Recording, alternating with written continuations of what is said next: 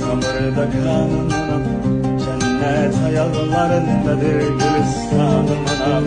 Sensiz sözle sürek Allah ayırmasın, gederi zulmet ile geçer sensiz anam anam. Şöhretim şanım anam, elim atsanım anam. Ne kadar ifkanlar bitip bile gülşenlerinde, sen ki bir ömrü fida eylemiş evladına.